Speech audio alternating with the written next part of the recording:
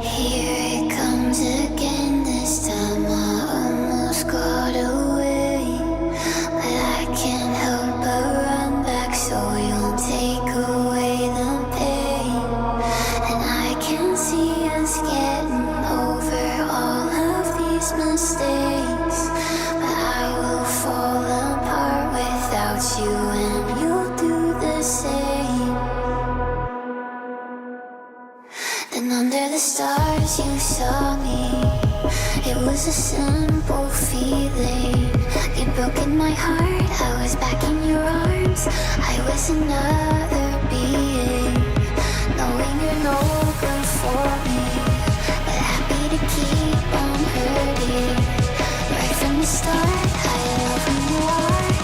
Happy to keep on hurting. And you hurt me.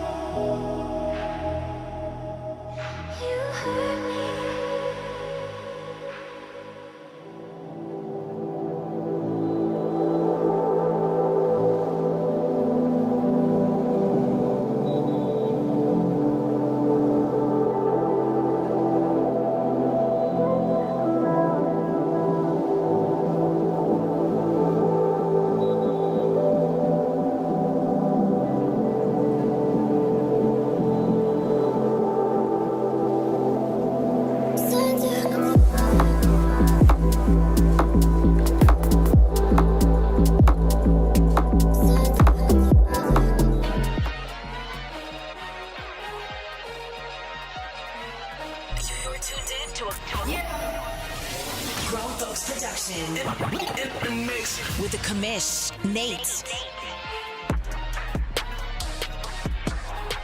And hello, what's up, everybody? Welcome to Press Pass Live, your weekly podcast show for the OMFL, the world's oldest and longest online CFM in the world.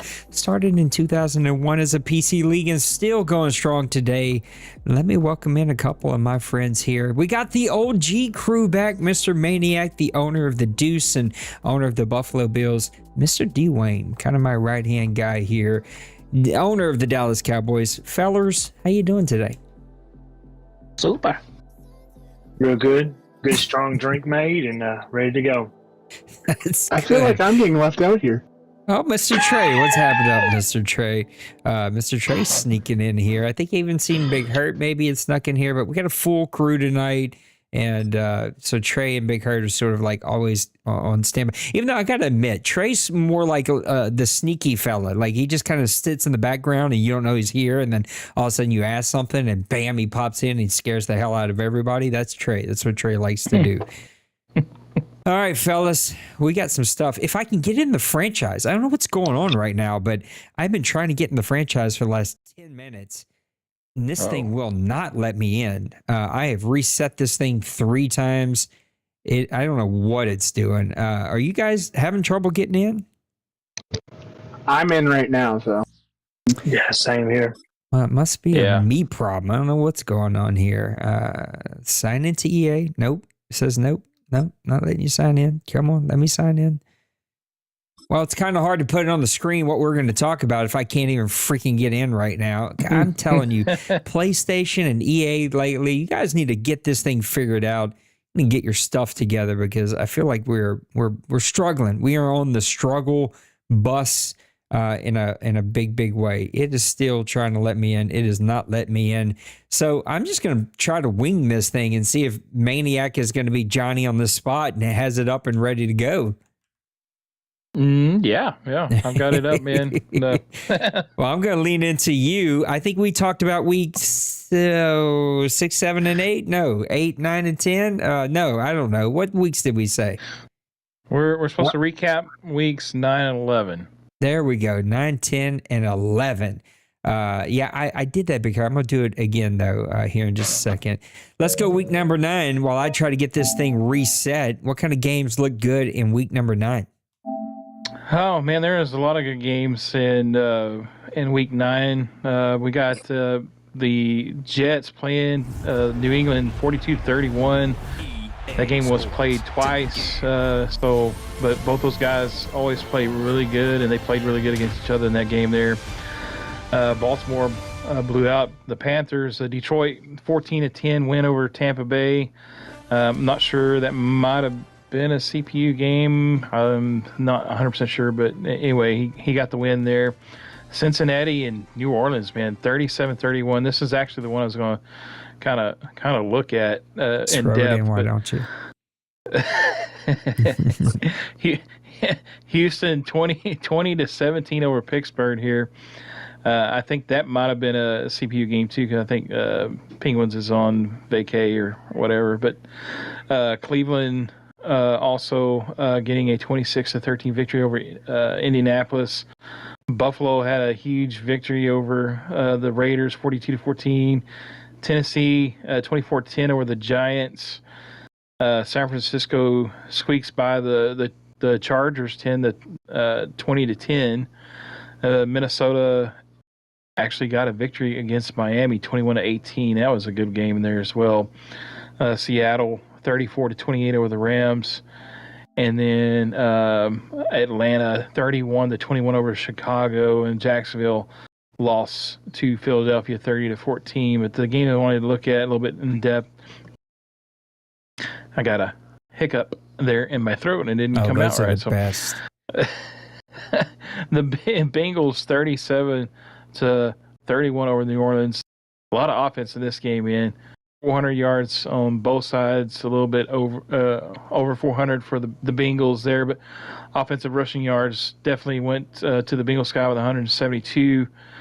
Passing, though, the Saints with 321 passing yards, 18 first downs for each team. Turnovers, 0 turnovers for the Saints, 1 for the Bengals.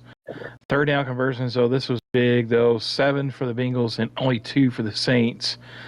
So it looked like they were kind of stalling out on some drives there. Red zone touchdowns 3 for the Bengals on only 2 for the Saints, and time of possession actually went to the Saints just slightly with an 18:09 to 17:51. Player stats, and this is where it gets down to the nitty-gritty here. Mr. Anthony with 2 touchdowns, 0 picks, 17 to 24, 70%, 321 yards. Burrow, he did have a touchdown and also an interception, 13 to 21, 61 for 266. Looking at those rushing yards, man, Bruce Allen, I think it was the import that he brought over. 16 carries, 141 yards, and 3 touchdowns. Witherspoon did have a solid day for the Saints as well, 17 for 67. Not a lot of yards, but consistent with it, and 2 touchdowns on the day as well. Looking at receiving stats, Eli Barkley with 3 catches, 112 yards, and a touchdown. So looked like he had a bomb or 2 there to help his stats. Olave, 4 of 87 for a touchdown. And Howe also had 3 for 48. Chase, 6 for 75. So he was kind of just moving the chains there for the Bengals. Looking at your defensive stats, your top tackler in the game, Cincinnati, was Daxton Hill with 10. He did have a tackle for a loss. Nobody got any sacks. Looked like there was quite a few tackles for a loss on the day as well. So there was some action in the backfield. And then the interception was by Lindsey Morant, the rookie free safety. Was that a user pick or was that a CPU pick there? Oh, we got me one. Yeah. I went out there and snagged me a little INT. Nice. You're like one of the better safety users here. So that's a really good game. A lot of points scored there, 37-31 though. Just looked like it went right down to the wire. So great game there in week number 9. Did you get in yet, or? I still can't get in. I don't know what the deal is. I have restarted the PlayStation. I have closed the game. It just refuses to load for me. So I don't know what to do. I'll keep fighting with it, but I'll let you keep covering some more games here. All right. Well, we'll move on over to week number 10. Right off the bat, we had the Panthers versus the Buccaneers, 23-20 victory for Carolina there. Indianapolis played Jacksonville, 31-6 victory over Jacksonville. Indianapolis was just on fire, and I think he's also using a backup quarterback right now. So that was kind of odd. Dallas squeaks out a victory over Washington. I believe we got a new Washington owner here. I don't know. We might have a new fella how's it here. going? I should have said that when we started, but I wasn't really paying attention to who was in here or not. But a 20-13 victory over Washington, so it was a really good game there. Detroit 27-17 over Green Bay. This is going to be the one I'm going to talk about from my division. 31-28 victory for the Jets over Miami. Chicago getting a really tough game here with Minnesota, 16-7. That was a very defensive game there. Buffalo squeaks out a victory, 31-24 over New England. A lot of points scored there. Arizona gets a 30-27 victory over Philadelphia. That one's a CPU game, but it was Pittsburgh 22-19 over Baltimore. That was, I think it was a sim. The LA Rams, so 27-24 over the Falcons. That was a really, really close game. That might have also been a simulation after something happened too as well. But anyway, it was a close game. Kansas City, 27-25. A lot of close games, a lot of close scores this week, seemed like. 27-25 over Denver. Then we had a tie. Kiss your brother, kiss your sister, whatever, Your 24 brother? Wait a second. Hold on. Time out. Is this a West Texas? Time out. Is this a West Texas saying? Kiss your brother. Hold on. The Giants 24-24 tie with San Francisco. Well, we don't have any girls in the league, so That's fair. That's fair. Cleveland with a 31-23 victory over Cincinnati, the Buddy Bowl there. And this game had literally no no defense whatsoever. Chargers 55 over Las Vegas 38. So those guys were putting up monstrous numbers. Scroll back up here, take a little quick look at that game I was talking about, the Jets, Miami. Again, a really close game in a division that everybody seems to play really close, no matter the record. 316 yards total for the Jets, 310 for the Dolphins. Both teams struggled in the rushing department, only 74 for the Dolphins, 30 for the Jets. Passing, though, guys were flinging the ball around here, 286 for the Jets, 236 for the Dolphins. 20 first downs for the Jets, only 14 for the Dolphins. Turnovers, 2 for the Dolphins and 1 for the Jets. And third down conversions, the Dolphins only had 2 on the day. So maybe it looked like they were kind of bogging down a little bit during the game. 4 red zone touchdowns, though, for the Jets. So they're getting it done. When they get in the red zone, they're scoring points. Big difference in the game. With only 1 for the Dolphins. 19 minutes for time of possession to 16 for the Dolphins. So player stats here, looking at Danny McDimes with 304 yards passing, 3 touchdowns, 1 interception. He was sacked twice, 22 of 37. So he was absolutely flinging the ball around here. Joe Duke, the forgotten man in the Dolphin land here. With the, it seems like everybody in the division has some type of high flying, high scoring type quarterback that can just fling the ball around here. So, but Joe Duke still getting it done. 3 touchdowns, did have 2 picks, 14 of 24 on the day. Rushing. A-Chain was the leading rusher on the day with 10 attempts for 42 yards. Jalen Wright did have a touchdown for Miami rushing, and then Jalen Hunter also had a touchdown for the Jets rushing. Receiving, Earl Lowry, this guy, 11 receptions, 196 yards, and a touchdown. He's just been phenomenal, hard to stop. 7 receptions for Waddle, 101 yards. He also had a touchdown. Hill had a touchdown with 3 catches. A-Chain, 3 catches for 46 and a touchdown. So a lot of guys getting the ball spread around there in the passing attack there. Defense-wise, Amani Hooker was tackle leader here for 10 for the Dolphins. Did have a tackle for a loss. Also had an interception. Sack leaders, Harold, Jaden, Adafe also had one as well.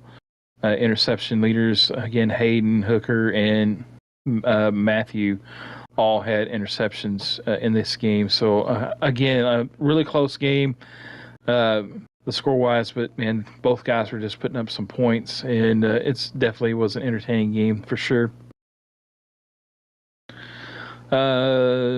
All right, so we're also supposed to look at week number 11. We're in currently week number 11, so we're just going to touch over some of the games that have already been played. Look like we've got about 6 games played already on the day. The Dallas Cowboys get a solid victory over the Giants, 27-13. Buffalo squeaks out a victory over the Cleveland Browns, 31-27. Arizona gets a victory over the Rams, 24-15. The Panthers beat the Bengals 21-17. The 49ers starting to kind of get their groove going, 35-14 over the Lions. There with the San Francisco 49ers and D-Money.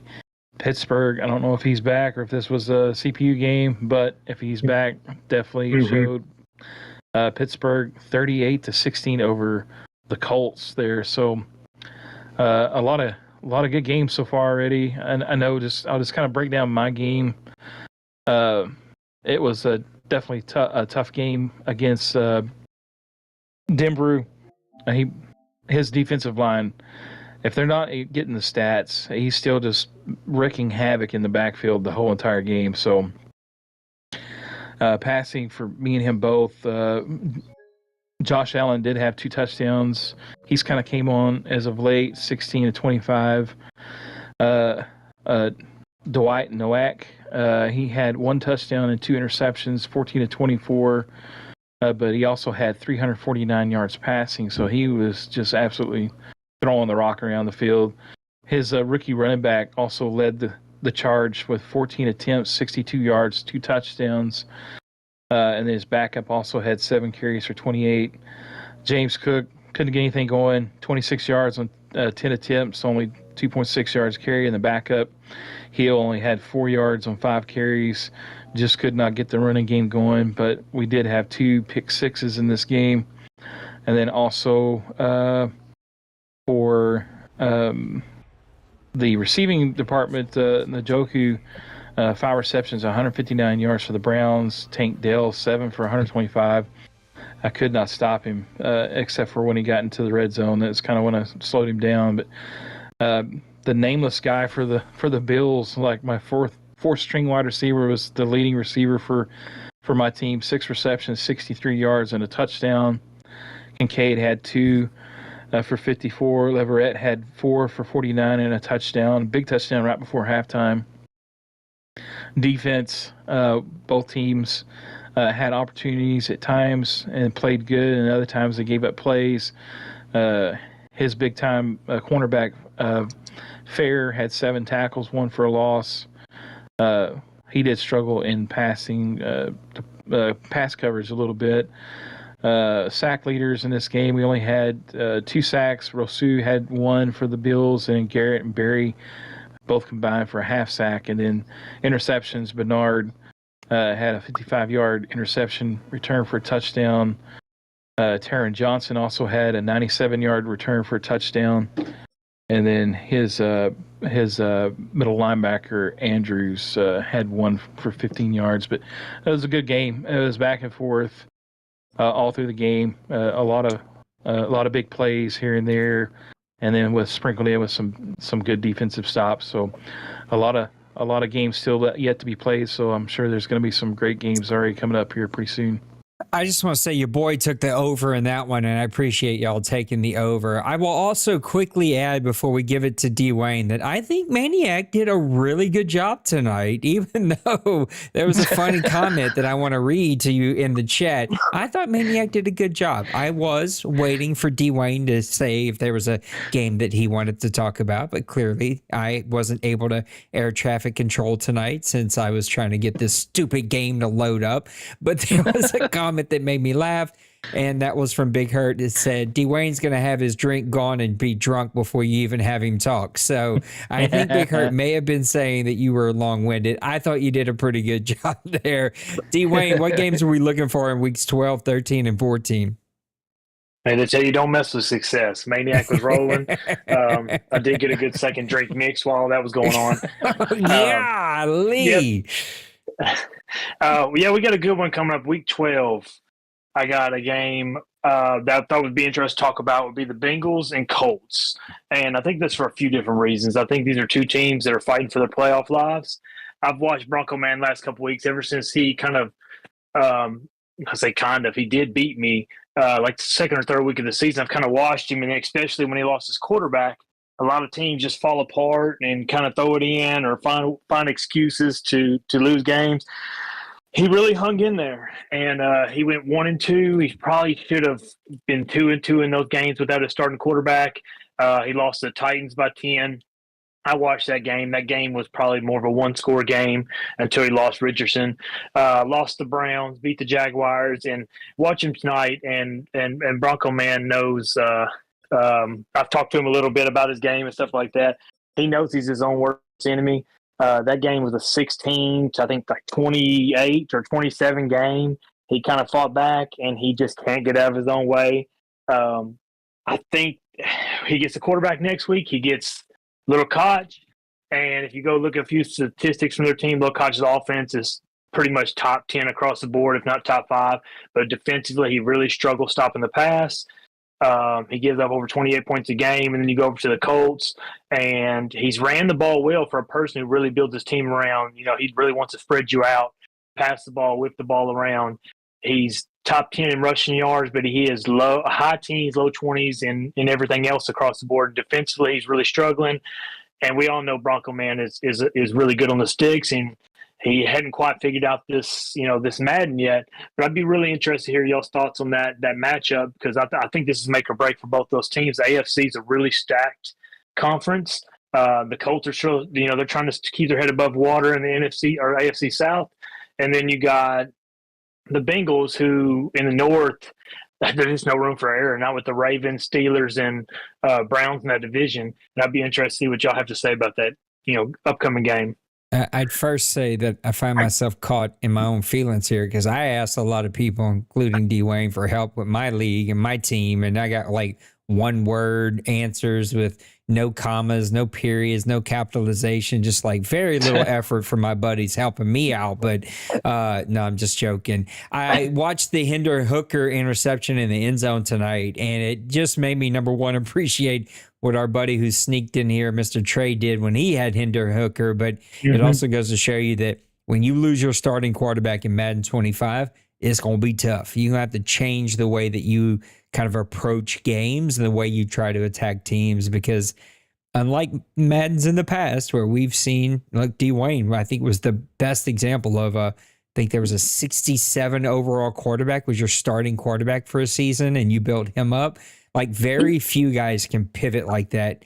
Very few guys can win with their backup. Most of us are going to have to completely change. And for, Bronco Man here, he's going to have to completely change until he gets his quarterback back, which will either be here in week 12 or 13. I think he's out 3 weeks, but I don't remember when that started. Yeah, he'll be back this week. I was going to say, I think these two guys, they match up really well.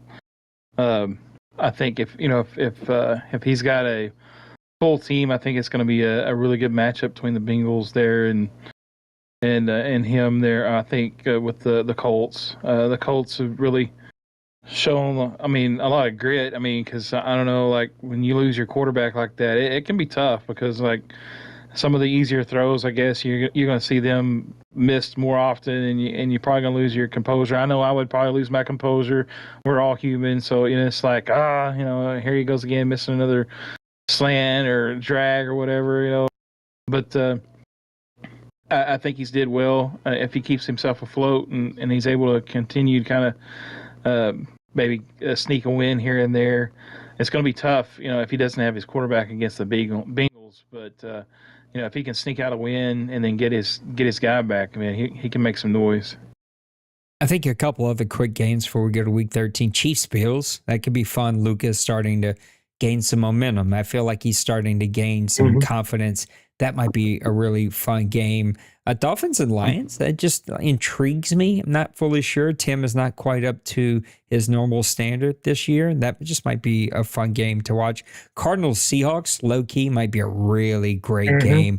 Cardinals, we know that Joker plays with so much confidence, and we know what Meek is and what he's done and continues to do again this season. That one just might be a ton of fun just to be able to watch that one.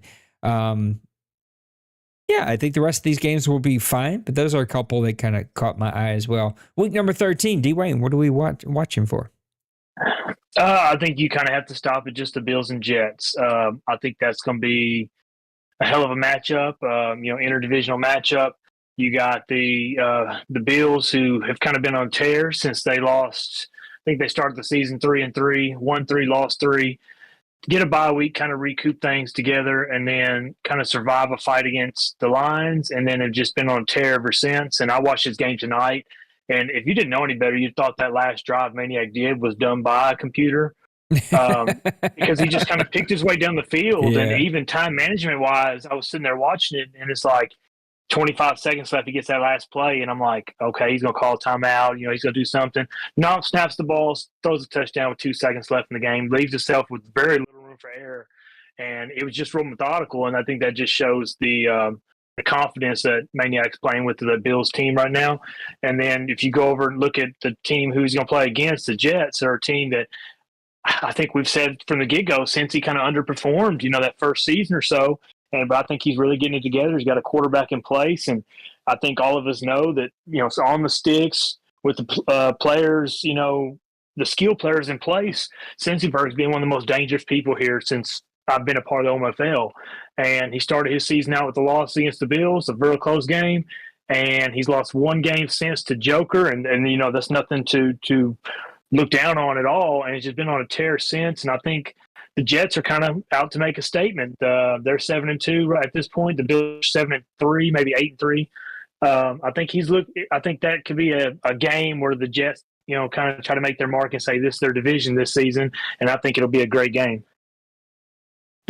I don't doubt that at all. I think that's going to be a ton of fun. I think I called it last year, since he felt like a projecting up team, even though the record didn't quite show that he was, and he seems to be putting it all together this year. And the Maniac, he's here, so it's sort of hard to talk about a guy that can just talk for himself, but Maniac always seems to know how to pull these games out. I don't know how he's got it done. Maybe he is letting the CPU call his plays. I don't know what he's doing, but there's some way that this guy knows how to win these really tight, close games. This is just going to be a really fun matchup. Maniac, I'd love to hear you talk about your own matchup here. What do you think is going to happen in this one? If it's anything like the first one, it's going to be a nail biter. I mean, since he has the capability, though, of putting up a tremendous amount of points, and I've got to be on my P's and Q's against him. I've got to really bring a good game plan, because I don't know if you've seen his roster, but he has built a roster. He's got a good mix, and we've talked about this before, about having good mix of veterans and also young guys, and he's got that. He's down the line, every position. He's got a lot of young guys, a lot of guys with speed. He's got a lot of big guys. His wide receiver crew is just a prime example. He's got big physical receivers. He's got fast receivers. He's got guys that are kind of basically both, and then he's got quick guys and stuff. And he makes you really have to pay attention to who's on the field at what position, because he just runs a phenomenal offense. His defense, I think, has been maybe just not say lagging behind his offense, but he's just been so good on offense so far this season. I think his defense kind of takes a backseat a little bit, but he's built a phenomenal team, and it would not surprise me one bit if he goes on and represents the AFC in the bowl game. Yep, I'm with you both. I think that would be fun, but we would not be being completely honest with ourselves if we didn't talk about that second game on the list, 49ers and Cowboys. I know the 49ers are maybe not carrying the cachet that maybe they have in Madden's past, but I mean, look, we watched it tonight. As great as Trey has been this entire season, he just got absolutely manhandled by the 49ers. It feels like the 49ers starting to find themselves. It's going to be a fun game, bro. Nate, we know what D. I Wayne love does. the Lions talk for me, but that's not me anymore, remember? I was waiting for that. I did say Trey, didn't I? My bad. Sorry. Listen, it's burned in there. Okay, that is just commentary to the success that you had. I met Tim. Plus, you both have short 3-letter names that start with a T. So listen, it's not that hard to kind of get that mixed up. Yes, Tim. Let me not put that on Trey. Mr. Trey is T. now with the Commanders. Mr. T. This is going to be, now that Trey is back, this is going to suck for me. I'm going to have to rewire the brain here. That is going to be a hell of a fun matchup, though. Sign me up to watch that one. It'll probably happen at 12 in the afternoon when no one is able to watch it, and we all just see the score pop up and go, "Oh, we missed it." But I still think it's going to be a really fun game. When do the Patriots get their quarterback back? Does anybody know?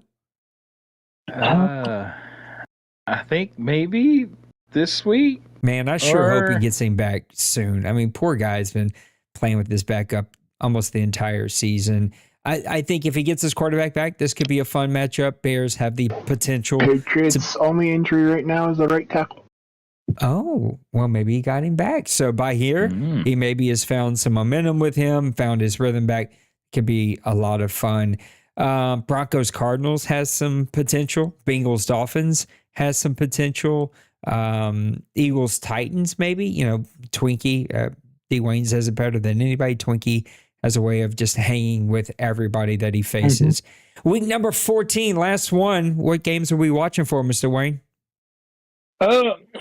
There's quite a few of them to pick from, but I had one specifically I wanted to look at, and that was the Ravens and Browns. And that's just, I think this is Denver's last chance to kind of make a push to take this division and just kind of glancing over their stuff. Nipples didn't lose he lost his first game this week, I think, to Sim. He's kind of quietly been on just such a roll. Yep. You don't really hear nothing normal come out of Nipple. It's always something super eccentric and crazy. You almost ignore the fact that he was 9-0 going into this week. And then you look over at the Browns, and I watched him lose just a heartbreaker to Maniac earlier, which I would have been just so sick the way that, like I said, that Maniac handled that last 30, 40 seconds that you're like, oh my God, he's playing right into my hands. And Maniac just, what they say, give a little hope and take it away, and just took it right away from him. And if you've looked at the Browns season, their whole season's kind of went that way. They've won 6 games, only 2 of them by more than 1 score, but they've lost 5 games, and all 5 games have been by 6 points or less. So he's literally a possession away from being, 10-2 or 11-0. It's just really crazy how Denver's seasons could have flip flopped, and I'd just be really interested to see this one. I think Denver's playing a lot better than his record shows. I think Nipple. I just looked at his stuff here just and go. He's beat some really good opponents this season, but I don't think he's been tried. He has not played the Browns yet this season. I think the Browns, obviously before then, he plays the Titans and Steelers. But going into that Browns game, I think that AFC North division title could be up for grabs, and that could be Denver's last chance to get it. And I think Denver has been playing a lot better than his record shows. And Nipple is just the quietest 9-0 or at this point 9-1 person I've ever seen. Yeah, I haven't heard a peep out of him. Like I said, that wasn't eccentric or sex cruise related. So I'd be interested to watch that game, and I'd like to hear y'all's thoughts on it. I just find it a comical thought to put quiet and nipples together. Those things don't feel like they feel like complete opposites. But you're right. He's not talking a lot of trash. He's not doing a whole lot of anything. He's just popping in, saying some weird stuff, and popping out from time to time, being the normal nipples that we know him to be. This will be a classic game.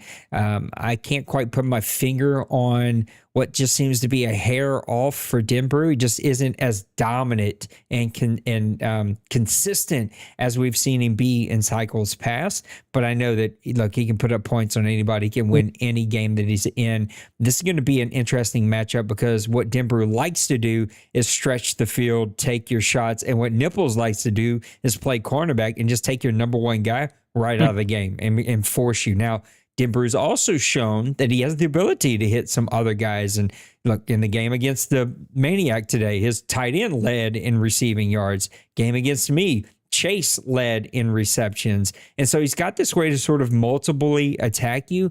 The problem I've seen with Denver where Nipples will push you is turnovers. Denver will turn the ball over, and Nipples will cause you into some crazy throws and go make a crazy play.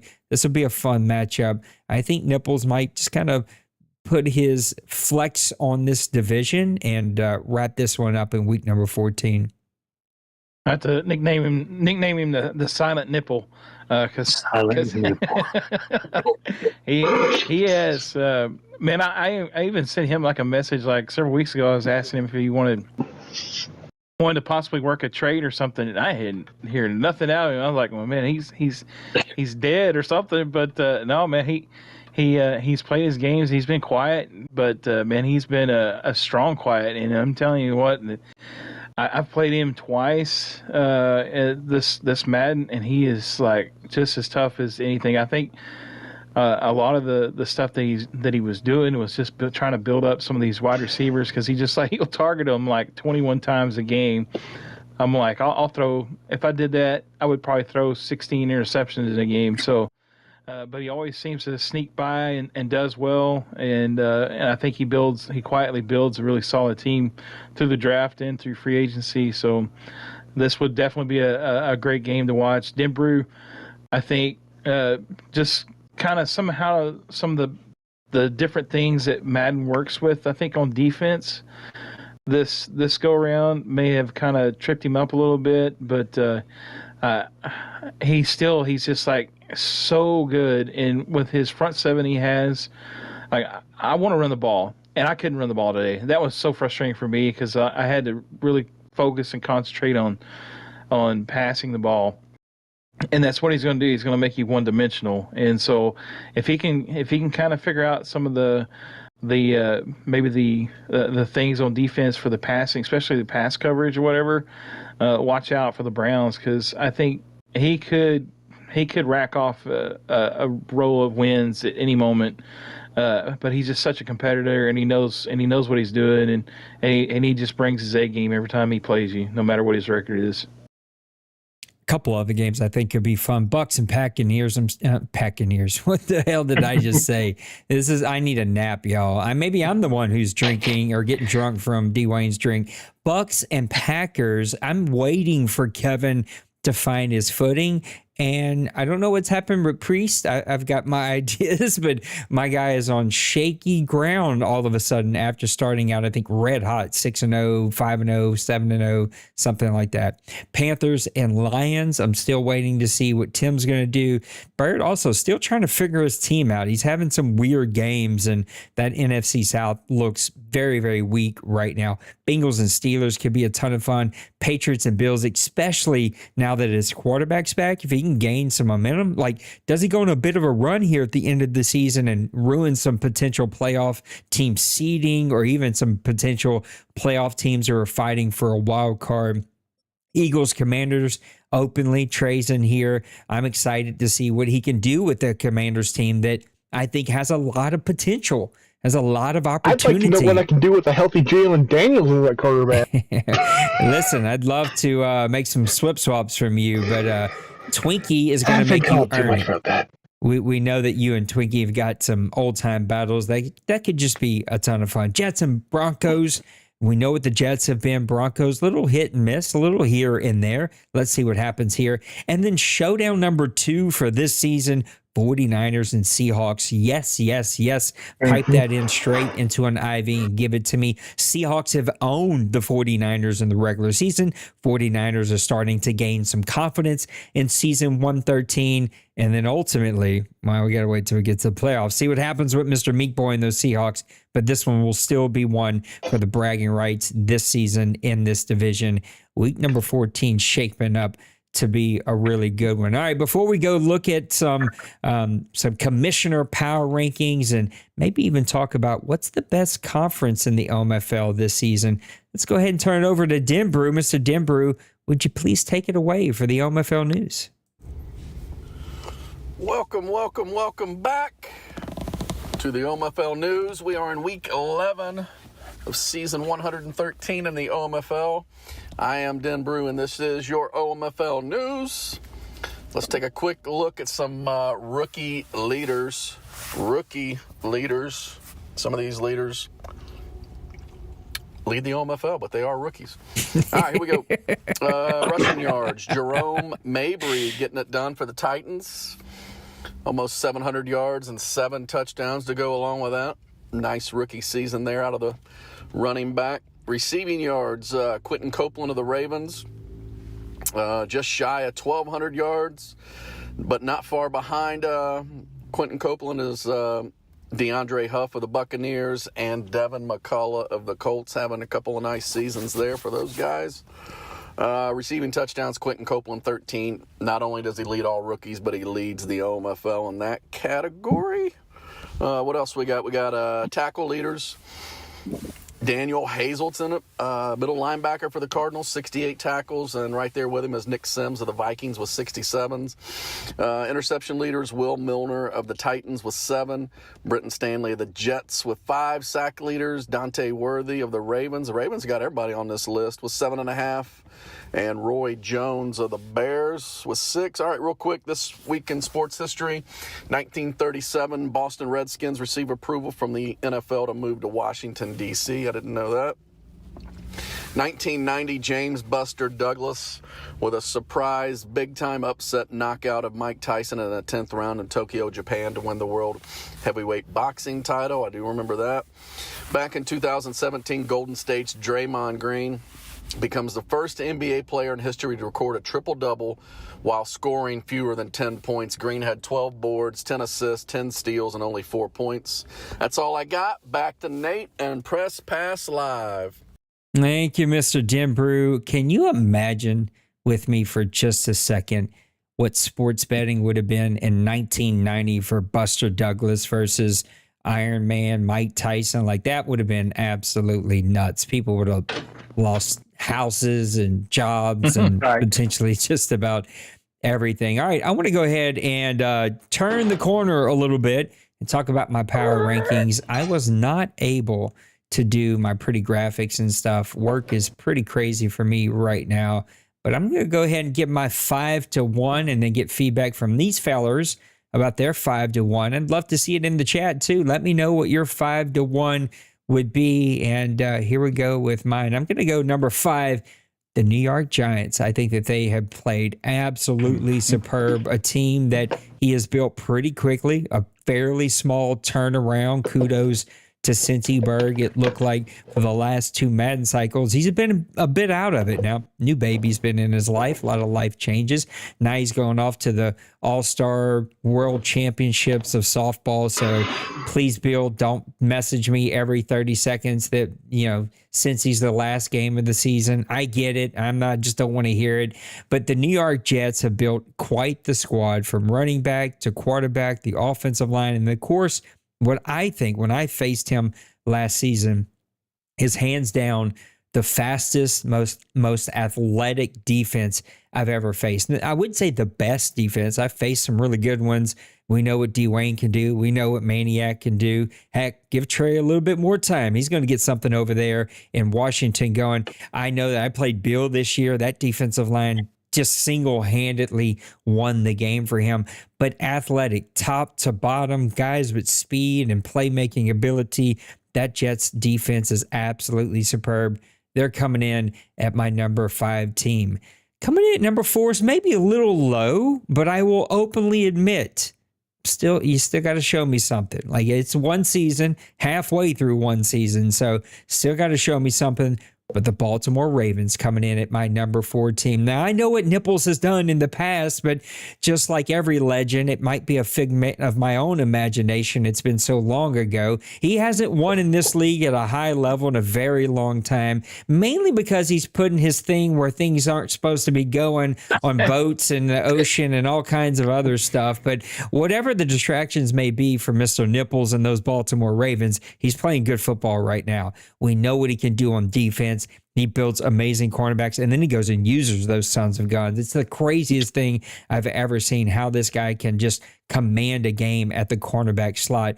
But on offense, he's got all the tools. He's got big playmakers at receiver. He's got really good running backs. That quarterback can make every play. Baltimore Ravens are coming in at my number 4 team. Coming in at number 3 is a team that I talked about just a few seconds ago, a team that some could say have been the regular season champions for multiple seasons in a row, and probably the winningest team the OMFL's ever seen to not have a championship in his corner, and that's going to be Meek Boy and the Seattle Seahawks. This team has it all, guys. Simply put, he's got the superstar franchise quarterback that can make every throw you could imagine. He's got the running back that he doesn't even want. He's been trying to deal that guy away, and he's been the top 3 in running yards every single season. He's replaced the big-time playmakers with cheap, fast, athletic contracts with guys they can still make plays, and then that defense is absolutely superb. They've got playmaking ability. They've got speed. They've got strength. They'll get after the quarterback. He's got some big matchups coming up here at the end of the season, but I feel like his confidence is built, and the Seattle Seahawks are rocking and rolling. They're coming in at number 3. Now, my 1 and 2, you could flip-flop these guys. You could even make arguments that some of the teams I've already mentioned maybe have an opportunity to be mentioned in these top 2. But I would say these are the top 2 teams, and maybe I'm a little biased for my number 1 team, but my number 2 team is going to be your Tennessee Titans. He's dropped a couple of games, okay? He has dealt away his MVP of the OMFL Bowl. He's moved players around. He's had to rebuild that running back room, and he's done it really well. I think last time I checked, his rookie running back was top 3, top 2 in the OMFL in yards. He's got the quarterback. He's got those 2 superstar wide receivers.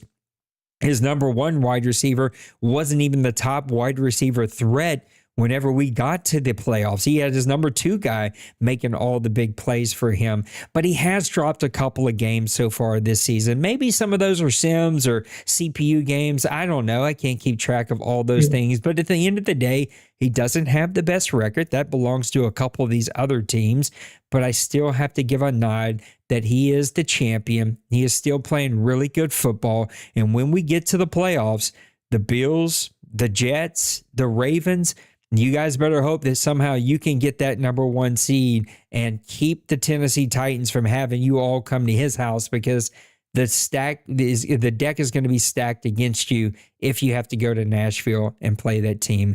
And then coming in at number 1, and I'd love to hear your thoughts about who you guys think should be number 1, or give me your 5 through 1, but it's got to be Mr. Dwayne and the Dallas Cowboys. Once again, he continues to be steady Eddie. He's so steady, he's boring. This guy's got to love missionary, because he's just steady Eddie. Keep it simple. I'm sorry, I'm just dropping a little joke there. Nobody laughed at it. It made me chuckle, though. This guy just knows how to get it done. Dwayne, you know how to build teams. You know how to stretch the field whenever you need to stretch the field. You catch people in zone. You take off with your running back. You make somebody want to kick a baby. Then you play great defense. You get after them. You pick the ball off. You continue to find your way out of situations where you're like, oh, that's it. He's going to, oh, no, he won that game. How did he do that? Dwayne is steady. He's got this thing figured out. And once again, in my opinion, halfway through, a little past halfway through season 113, he's got the Dallas Cowboys at the tippity top of the mountain. He's been there so steady, so consistently. That's why he gets my number 1 spot. So that's my 5 through 1. I got the Jets. I got the Ravens. I got the, oh crap, who's my other team? I already forgot. I already cleared it off. I got Ravens, Seattle, Titans. No, Jets, Ravens, Seattle, Titans, Cowboys. There we go. Maybe I'm the one that's been drinking other than water. So that's my 5 through 1. I'd love to hear in the chat, who's your 5 through 1? Fellas, pick it apart. What do you think about my 5 through 1? Man, I have no arguments with it outside of order. And I do think your number 5 could be switched up. I think you got a couple deserving teams. I think you got the 49ers sitting right there. I think you got the Bills sitting right there. I think a sleeper one, I think you got the Cardinals sitting right outside. I think Joker's played really well this season. But if I had to go with number 5, and my number 5 is going to be Meek, and I won't break him down like you break him down. But offensively, he's a juggernaut. Defensively, he kind of gets slept on. The only thing that gets me is defense plays real well, but he doesn't create a lot of turnovers yet. And I think if he can create a lot of turnovers, that defense will take another step. My 4th team would be the Jets. I think his pedigree carries some weight with me that maybe he doesn't with some other people, but I remember since from back when he was the Patriots, and I've seen him build this team into just a juggernaut. Once again, he's an offensive juggernaut this season. If he can get that defense reeled in somehow, but he's the opposite on the Seahawks. He's created almost twice as many turnovers as the Seahawks have. That's what's keeping him in these games. Bend, but don't break and create turnovers. Number 3, and I know Nate's going to make a good remark. I put my Cowboys number 3 for the reasons as I can't go over the Ravens. The Ravens have just did so much this season. I know he's got a lot of proof in the postseason. We've seen Nipple there. We've seen, if I'm not mistaken, it wasn't a Madden or 2 ago when he played D-Money, and he played D-Money real tight. I just think that the lights were too bright for that first championship. But I think if he stays engaged, that team right there, if you look at them, they create more turnovers than anybody in this league. They've created 37 turnovers through 10 games and only giving the ball away 9 times. That's a recipe to win games. And I think you said it well. He locks down one side of the field. It makes you really one-dimensional running or throwing away from his user. And I have to go number 1. I have to go with Kobe. I know Kobe's dropped 2 games. He's lost a game against I think it was just like the Pittsburgh and Penguins. Hey, that's nothing to sleep on. And then Tim and the Lions, and I think we said it earlier, Tim hasn't quite got it all figured out, but Tim can go to battle with anybody on any given day here. The Titans are epitome of it. His offense is real steady.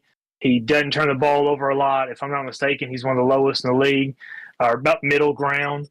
But his defense, just steady, top 10 or top 5 in all defensive categories.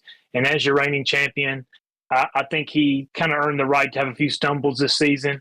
And we've seen what he done with Love. We've seen what he did when he traded his superstar OMFL Bowl MVP away and drafted a star and hadn't really missed a beat. So that's my rankings. Like I said, they're not real different from yours, but I can see some shakeup here because you got D Money right on the trail, Joker right on the trail, the Bills right on the trail. Somebody from the NFC North's gonna wake up at some point and make a splash. But that's my 5. Now, before we get over to Mr. Maniac for a quick top 5, and Trey, if you feel like you have an opinion, I'd love to hear your top 5 before we unpack one more thing and open up the mailbag question. I don't think the Nipples engagement problem is a real problem. He's constantly engaged. He's just not engaged with Madden 25. He's engaged with all kinds of other extracurriculars that keep him distracted. But you're right. He is having a hell of a season. 300 points for his offense, only 155 points against his defense. But you got to show it to me longer than just 14 weeks. Actually, don't take that as an invite, Nipples. I don't need you to show me anything. I just meant like I need you to go play it on the field. Mr. Maniac, who's your top 5? Well, that's scary. 5 for me is the Jets right now. I think he comes in the top 5. He's a young team still. Still figuring his team out, but man, he's put up so many points. Like right now, I think he has put up 320, which is actually tops in the league right now. His defense, though, has given up like 272 points so far. So again, I think that just speaks how his offense has really progressed this season, and he's like the tops in the offensive output. So I've got him at number 5. At number 4, I've got the Ravens. Nips. I mean, his offense is really solid. He's actually number 3 in points scored, but his defense is also number 1 in points given up. So, I mean, if you're doing that, I mean that's just like one of the. He's already getting turnovers, like you talked about. He's put together a really good team, but when you're scoring in the top 5 points for the entire league, and then you're giving up the least amount of points in the entire league, you're doing something right, and you're probably going to be winning in the win column there. So we got the Ravens at number 4. So we got 2 AFC guys there, back to back in the top 5. At number 3, I've got the Seahawks. I think the Seahawks, again, we've talked about before. He seems like he's always right there in the regular season. I know he's at 7-2 as well, and he's actually 2-2 at home, which is kind of odd to me. I mean, seeing like Kobe, I think the 2 losses he's got is at home as well. So, but I think with the Seahawks, his offense is one of the better offense. He can at any moment in time he can put 40 points on you really quick, and his defense can step up with the type of DBs that he has and the defense that he has and stuff, so he can step up at any moment and shut you down. But I have him at number 3 again, going into the playoffs. Hope to see him one of these days get a trophy. At number 2, I got the Cowboys. So that's leaving not a whole lot of speculation on who's number 1. But the Cowboys, Dwayne, he could be number 1 as well. He's just, like you said before, he's steady Eddie. He doesn't do a lot of the sexy stuff. He just does all the really hard and down in the dirt and gets You're the not hard making this yards better. I just want to throw that out there. You're not making this any better. Yeah. He can put so many yards on you rushing, though, and he puts such a strain on you as far as like controlling the clock. If you don't get stops right away, I mean, it's going to be a full 14 play drive. The first quarter is going to be almost gone, and he's going to be up 7-0, and then you go a quick 3 and out, and then he gets maybe a quick score or another long drive, and then the next thing you know, it's the halfway through the second quarter for you even getting your second chance, and so then you're just kind of playing catch up the whole time. So again, Dwayne has just got a phenomenal team that he's built around his core players, and really does a good job. You also got to give nod to the Titans. You know, he's come off winning a bowl game, played a really good game against the Giants. Again, like I said, he's lost 2 at home, which is kind of odd. But you know, sometimes you get those crazy odd losses out of the way early on, and you can kind of get refocused or whatever. But man, he's put up really good points with the team that he has on offense. The wide receivers that he has, you look at them and you would not think that they would be guys that would be stretching the field, looking at their stats, but they do. They get open, and they're open all the time, and it's hard to cover them and keep them under wraps. And he gets the ball to him, and he makes plays. And his defense is, not that shabby either. He, like Dwayne said, he traded off his star player, and he got another one in the draft, and he's just built him. I think he's got 6 or 7 interceptions already too. So just picked up where the superstar left off, and now he's got a superstar X factor to replace him cheap. So but anytime Kobe is in the top 5 there in scoring and defense, he's got a chance to run the table, and so you can't ever ignore him. So he's in my number 1. Trey, I hate to put you on the spot, but once I give you a chance, since you're here, you might as well. Do you have a quick top 5? A quick top 5? I'm pretty sure I can fire off.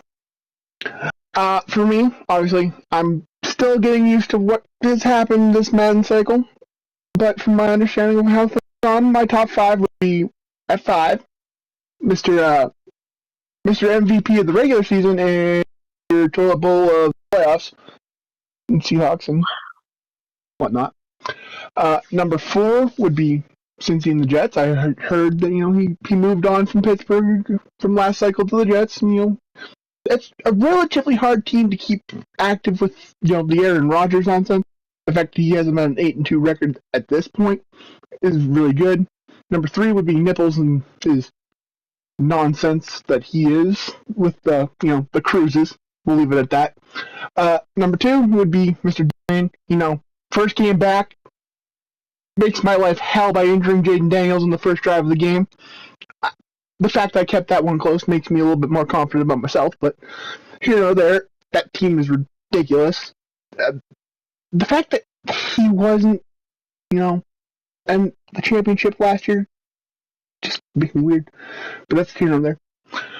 And then obviously number 1, even though it's 2 losses, you still gotta go with a guy. It's like they said with the Chiefs. You gotta knock off the champion to make them not the number 1 guy. So you gotta go with Kobe and the Titans.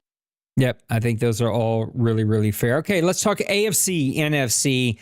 And this will be quick because we're already, I think, an hour deep on this one, and heard poor Dwayne's 4 or 5 drinks deep already. So we'll see how fast this one can go. We just got a couple of mailbag questions, so I did want to squeeze this one in. Which one's better? Now, the argument, this has sort of been very skewed to the NFC until I think this cycle, maybe even some could argue last cycle, but I feel like maybe with the shift of power over the last couple of seasons, last cycle or two, that maybe there's been a shift here. Maniac and what he's done with the Bills, Titans and Kobe. The last couple of kind of big time champions have come from the AFC. The steady Eddie, Mr. Dwayne's got him another one this cycle. But has there been a shift of power? Is it a 50-50? Is it kind of even? Is it the NFC still? Which one do we think is the better conference? Maniac, I'll give mine quick. I think it's, as much as it hurts me to say it, I think the AFC is actually leaning a little bit more their way as a whole. I just looked through some of those owners and some of those teams, and that's not a shot at the NFC. I just think some of those teams, the ceiling and the scariness of some of those owners on that side scares me, and I think it leans me more.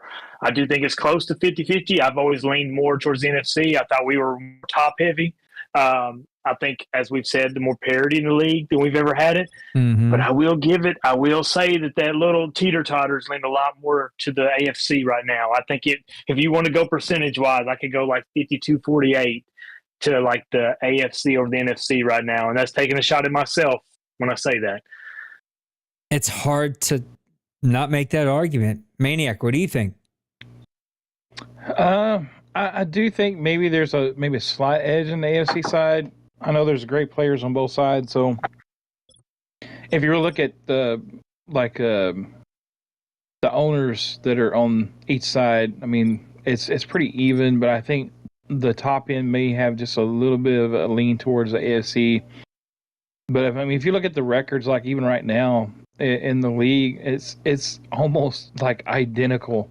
Like there's a 9-1 in the NFC, and then there's 3 teams with a 7 record, and then several teams with 6 win record, and it's exactly the same in the AFC. So I think there's a pretty much of a mirror, but I do think with who's like running some of the teams over in the AFC side, you got Denbrew again. He's a 6-team little Koch. He's at number 4.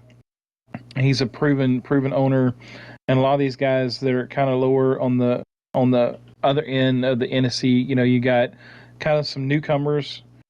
Trey obviously helps kind of lean it kind of back towards the NFC, and at least it gets to the middle. But you've got Crazy over there on the NFC side now, and there's different owners that have kind of switched over there and stuff. So I think again, I think it leans a little bit to the AFC side, but again, if you look down the list, I mean, there's great owners on both sides, so you can't go wrong either way you pick. I mean, I'm a little biased right now because of AFC. I know I play these guys a lot more, especially in my own division, and they're tough. They're tough, top to bottom, no matter their record. So, but it's definitely been great parity, I think, so far in this Madden.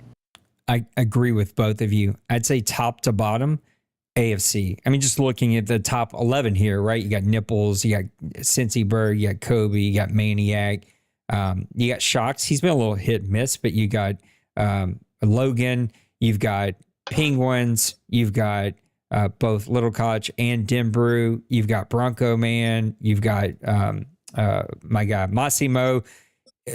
NFC, it's sort of, Dwayne, me, even though D-Money is starting to make a run here. And then you start to get a bunch of teams that sort of hit and miss, especially this season. You got Priest, and you got Joker, and you got Birdman, you got Mr. Bill, you got Trey. So I think top to bottom, it is AFC. But if you give me top 3 versus top 3, I'm going NFC every single time. And maybe that's just biased of the consistency over a long, long period of time where the AFC seems to be a little bit more fluid overall.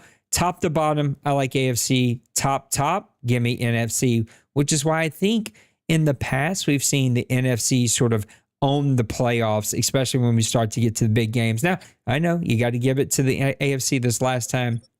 Mr. Kobe won the championship. Let's just see what happens this time and see which one of these teams make a run and who can show some consistency, especially as we get into, those conference championship games and get to the big game. All right, let's open up the OMFL mailbag. We got a handful of questions. Trey, feel free to jump in on some of these. What is your favorite Super Bowl food from Mr. Randy? I can't be mistaken with the good nachos. Yeah. I think I have to agree with him on that. It's hard to beat good chips and dip. I'm a big believer in cheese dip, man. Like the Velveeta cheese and melt. I don't know. I don't eat it a whole lot, especially since I've been on my dieting and stuff like that. I haven't eaten, but special occasion like that every once in a while. Get a little bit, man, and you can't ever go wrong with a little Velveeta cheese, man, because that stuff's so smooth, and it's been like one of my favorite foods. But it's bad for you, so don't eat a lot. Yeah, my wife made that dip with some chorizo, and it is smashing. She makes this like cheese and I don't know all the things that go in, but I know the top. It's got bacon and jalapeno strawberry jam, and you bake it and you eat it with crackers. Oh my goodness, it is. I could eat the whole freaking plate or the pot, pan, whatever she bakes that stupid thing in every time. And I'm also not a big wings guy. Like I don't like it messy. Like I like ribs, but I don't like to eat ribs. I just don't like messy food. I'm weird like that. And I don't like wings because wet food is a little weird for me, but she makes these dry baked wings that are, golly, they're spicy. They're not too vinegary. And My wife is a banging cook, and they are pretty good. Kobe says, of your top 5, who do you think is least likely to make another top 5 this cycle? Ooh, that's a tough call for me. That's a really good question. I know we all had maybe slightly different top 5s. I'll take the low-hanging fruit. I'd say Nipples if I had to pick one, just because it's summertime and he's probably going to be getting ready for his beach body and skinny polka dotted bikini and sex cruises. And so he just won't have time to win any more games here. I think that's a tough argument, honestly. I think that's, like you said, Nipples the most unpredictable of the group. I'd give you a crazy one that you're going to laugh at, but I think it's very possible. If you just want to say fall out of the top 5, like a power rankings top 5, Don't you say it. I think the NFC East got a lot tougher this week, and I think you have 3 championship contenders and 4 playoff contenders, and that's not a shot at Twinkie. Twinkie's still trying to figure out that Eagles roster, but you have 3 championship contending teams in that, and all it takes is losing 4 games in your own division, and you're not in that top 5 group anymore. We got to pause we just stop the show. So turn the recordings off. This guy has literally a top 2 winning percentage all time in the OMFL. The most consistently boring fella you will ever meet. And he is trying to sell me that he may not make the. I can't with it. Please, Maniac, give me another team. Yeah, I'm in shock too, man. I don't even know what's going on. Are we in the same zip code here? No, we're not. So these drinks are hot and heavy tonight. She was a little heavy on those bourbon pours. I would say the Ravens are a good pick. I'm gonna give like one AFC team, one NFC team. So I think the Ravens are a pick there, and I think the Seahawks could be one that could possibly drop out because not the simple fact that he's just all of a sudden going to get bad, but I've seen Joker. He's kind of turning the corner a little bit. He's been playing some pretty decent games, and D Money also. I don't know. He just seems like he's loading up his team now. He went from one of the youngest and probably the worst offensive lines to now he's got a pretty solid offensive line looking to go for the next couple of seasons. So, but anytime you got 2 teams within the same division that could knock you down to the 3rd spot, obviously it's gonna knock you out of the top 5 pretty quickly. So, but again, though, Ravens, just because he likes to take cruises and get on the nipple side of things, but Meat Boy, he could be one from the NFC that could also drop out. Yeah, I mean he's pretty much talked about it. It's getting around spring break time, and it's usually around the time that start seeing Nipples check out. So we're going to see the checkout that stays off top 5 cycle. Unfortunately it's Nipples just because of the time of the year. Now, I know Nipples is a young man, but you've been around here long enough, Nipples, that spring break you're going to start becoming a creepy guy. And you're the old fella that people are like, why is he still here? Is he chaperoning somebody? What's going on over here? Mr. Maniac, what's your favorite OMFL game moment from any game that you can remember? Could be a personal game or one that you watched. I would call it a what just happened moment. Thanks. And as you guys think about your own, maybe number one, that's why we have the OMFL Classic game. That thread, I think, is 7 years old now, and I regret that we don't have even older games because there were so many good games from way back in the day that you used to be able to watch. Back in the day when we first started, 2001, 2002, there was no streaming back there, but you would IP to IP, and I forget exactly how it worked, but you could log in and watch a game, and it wasn't streaming, it wasn't recorded, any of that stuff, and it was so cool to watch some of them old time games that we used to watch way back in the day. And that was, again, back before streaming, before we called games. We'd all be in chat talking to each other while the game was going on. And there was just some really great games.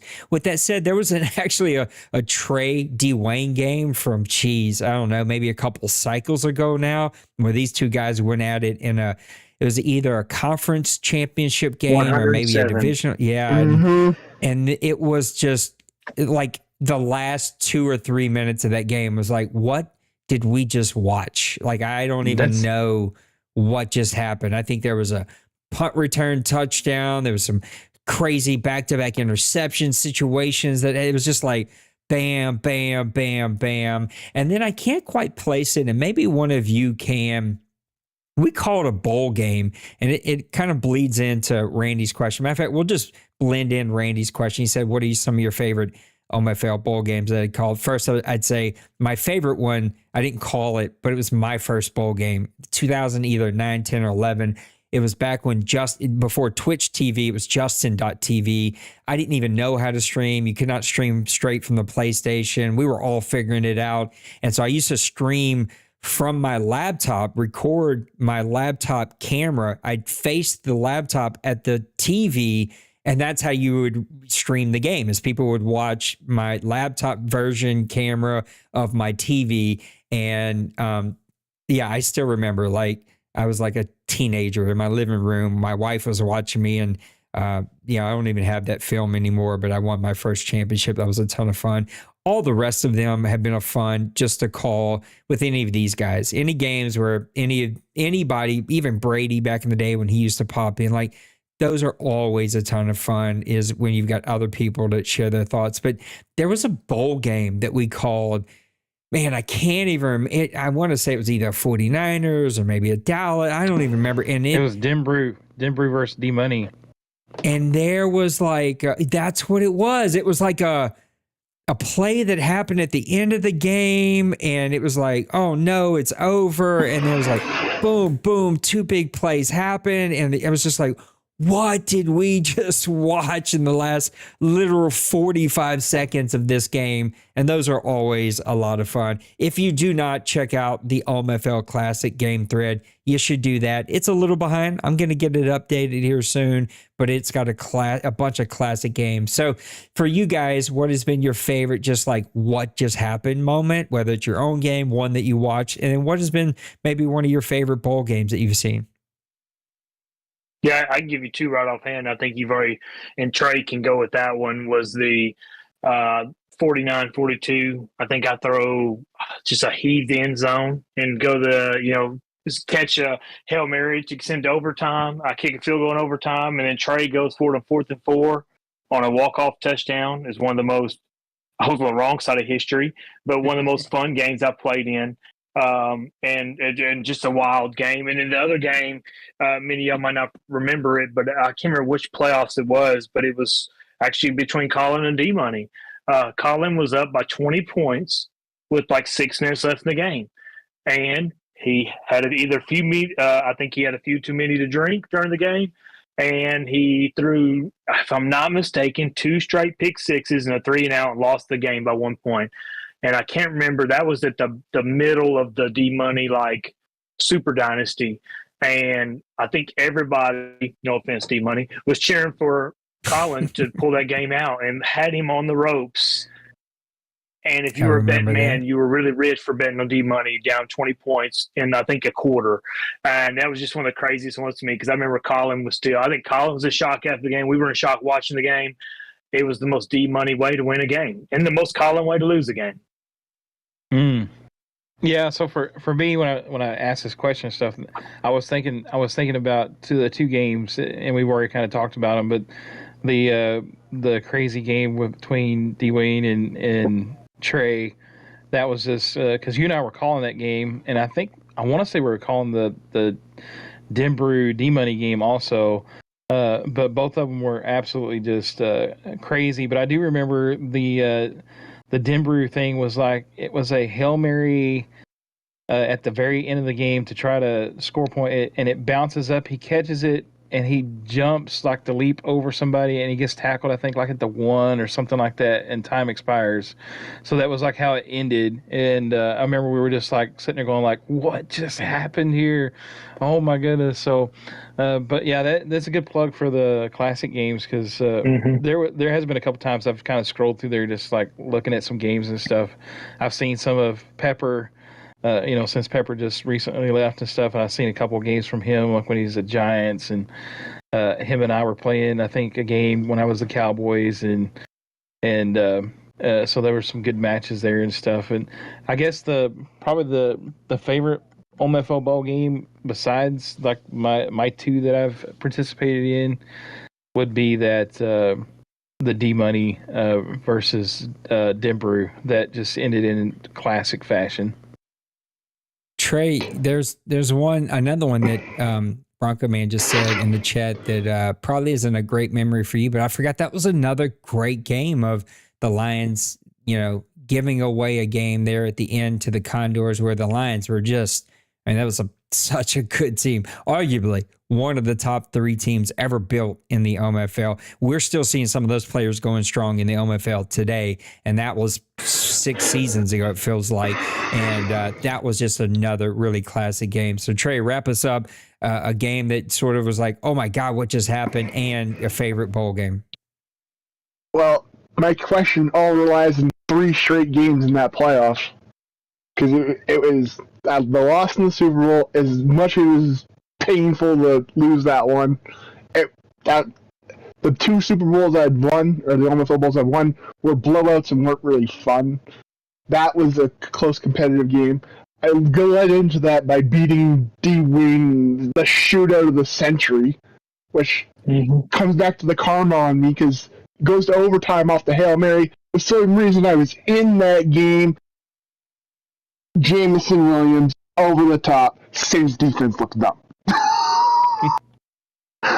Those 3 back to back to back, just, I can't beat that. That's just too great of a moment. Didn't you? Is that the same year that you also beat me with a Hail Mary? I beat you to go to play Wayne. Yeah, that's right. With a Hail Mary. You and your Hail Marys, you had that thing figured out, man. Yeah, just can't beat that 3 straight back-to-back games like that. Nothing can top that for me. Yeah, that was right.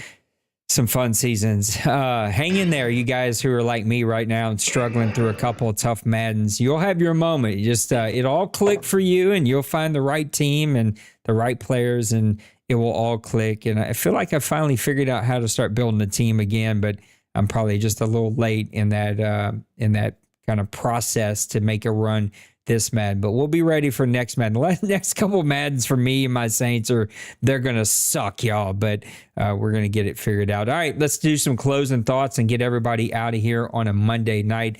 Mr. Maniac, I'm starting with you. Give me a final thought.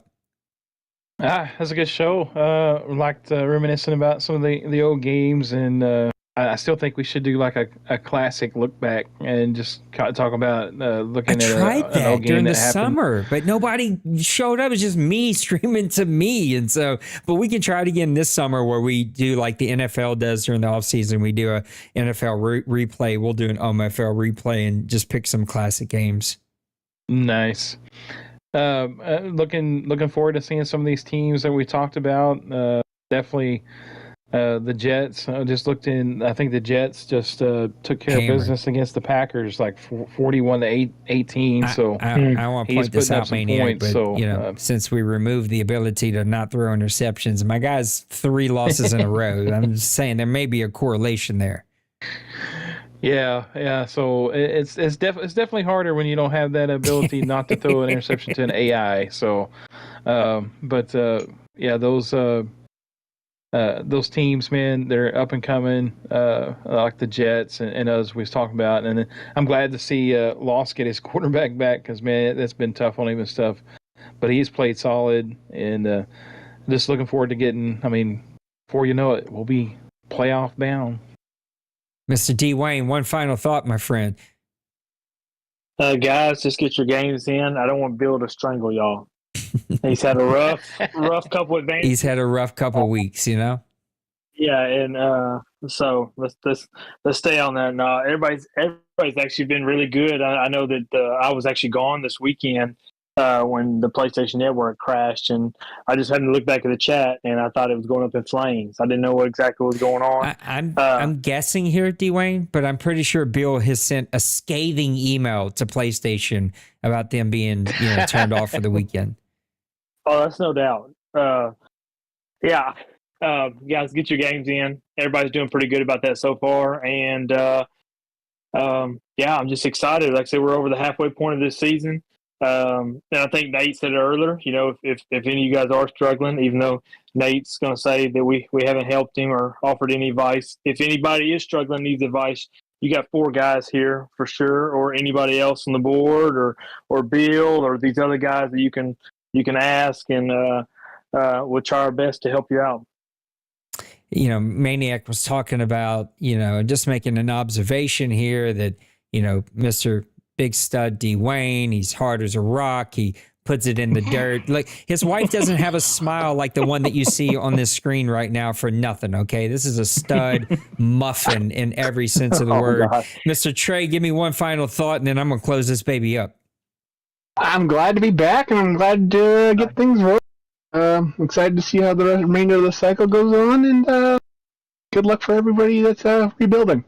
It's good to have you back, you old wagadoo, as my grandbaby daughter has taught me. I guess that's a Bluey term. It's good to have you back. Can't wait to see what you can do with those Commanders. And I got to be honest, we'll have this discussion as we get a little closer. I am 1-7-1. I've lost every game by less than 11. I think it's 6 of the 8 losses have been less than 5. So tight games. I have nothing to brag about. I am literally, I think, either I am tied as the worst team in the entire league with 4 other poor fellas. One of them has no quarterback, though, so I don't know what the rest of our problem is. I'm still having fun. I really have. I don't know. I've been doing this new little thing. I'm not going to let that little secret, but I'm having a good time. Like, I know how to rebuild my team. I know what I got to do. I can't get rid of anybody else until next season, but like, I'm having fun. So I think if you try, you can have fun. You can find a way to have fun. And even when you're having really tough seasons like Patriots and Texans, Buccaneers are having, like, you can find ways to have fun, and hopefully you guys can all do that. Guys, let's just keep having a good time. We'll review if we're going to stay all Madden the rest of the cycle or go back to all pro. Have no clue where the board is going to kind of fall on that, but they're going to help me make that decision. And either way, I think all pro or this, we have found parity, and that I take pride in. I want parity, and we have found parity, and any team can win on any given Sunday, Monday, Tuesday, Wednesday, whatever day we end up playing here. And I think it'll just be a ton of fun to keep pushing along here and seeing how things go. Guys, that's going to wrap us up. Take care of yourselves. Take care of those around you. Know that I love you and that you matter. Thank you guys, all 3 of you, for joining me. Even Big Hurt, you were in here and you were willing to give your services, but I was like, there's no way we can do 5 of us on the show. This thing, I'll be here till next week. So Big Hurt and Trey, they're sort of there as my tap-ins whenever one of my buddies here and have a game or got to work. Poor Dwayne, he's always got to work. So they're kind of the backup plan. But I appreciate you guys. Thanks for all the content, all the engagement. Let's keep pushing through. We're getting close to the dog days of summer, right? The draft, the season is now ended. We're into the off season, and we start, it's going to start warming up, and guys are going to start, teetering off. Let's just stay focused. It's season 3. We got 2 more after this one at minimum. Stay plugged in, stay engaged. We'll find other things to keep you through the summer. And before we know it, College 26 will be out, so we'll have a good time. Guys, I'll see you next time. Take care of yourselves. Peace. Deuces.